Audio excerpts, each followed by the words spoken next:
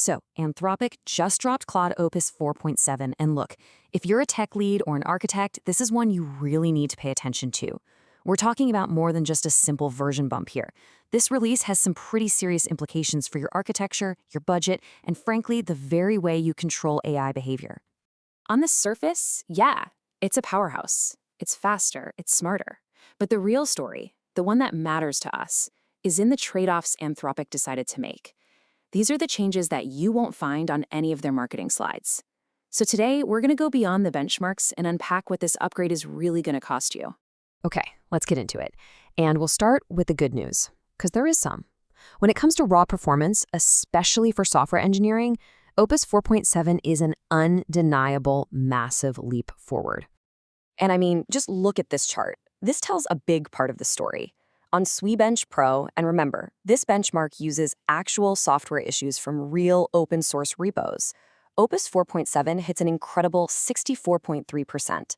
It's pulling way ahead of both GPT 5.4 and Gemini 3.1 Pro. For those complex, messy, real-world coding problems, yeah, it's the new king of the hill. Now, this is what I find really interesting, the jump in autonomous performance. On CursorBench, which is all about how well the model can code on its own, it leaps from 58% all the way up to 70%. If you are building any kind of agentic workflow, that 12-point jump is a huge signal. It means a big boost in reliability. And that reliability, it isn't just a number on a chart.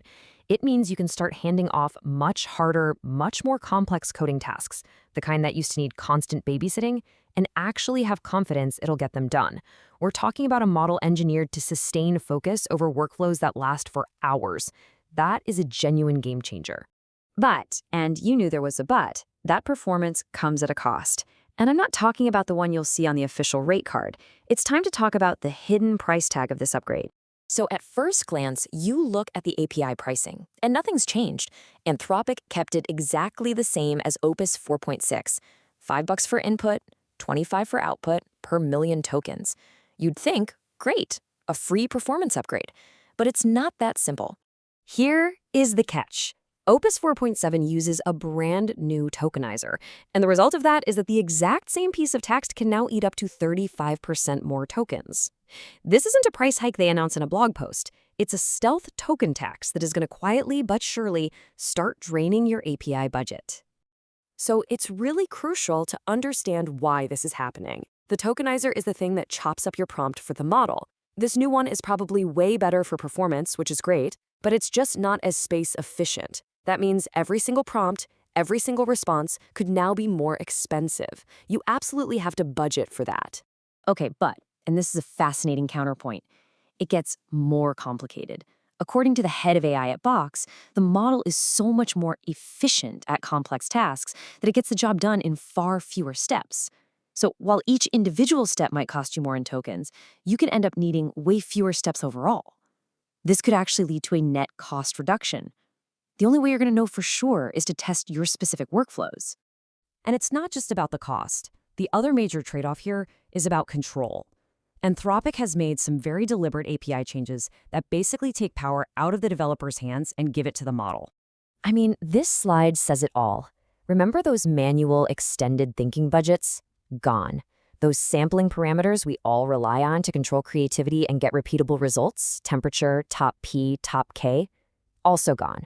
If you try to set them now, you just get a 400 error. The model is now in charge of how hard it thinks, not you. This shift is absolutely fundamental. You can no longer guarantee deterministic outputs by setting the temperature to 0.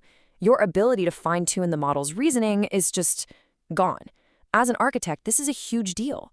You now have to rebuild your logic to trust the model's judgment, and that is a major change when you're trying to ensure predictable, reliable behavior. So, you gotta ask, right? Why would Anthropic make these controversial changes? Why would they trade developer control and budget certainty for this performance boost? Well, the answer lies in what this model really is.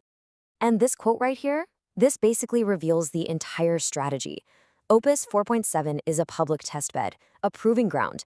Anthropic is using this release to deploy and watch how its new automated cyber safeguards perform in the wild before they unleash their truly next-generation models.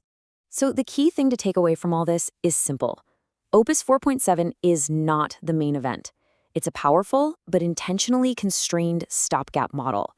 The real successor, a model they call Mythos, is apparently so capable that Anthropic is keeping it quarantined for now. This entire release is about them getting ready for that future. Okay, let's just quickly recap what this means for you and your team. Performance-wise, it's a huge win for agentic coding, no question. But you have to budget for that token tax, while also testing to see if its new efficiency actually saves you money in the long run. And, most importantly, you must start to re-architect for a loss of direct control. See this model for what it is, a strategic preview of Anthropic's safety-first future. And ultimately, this whole release brings up a critical question for the entire industry. It really suggests a future where we as developers and architects are given less and less fine-grained control over these incredibly powerful models. The trade-off is supposed to be more built-in safety, but it's a trade-off that we need to start thinking about and planning for right now.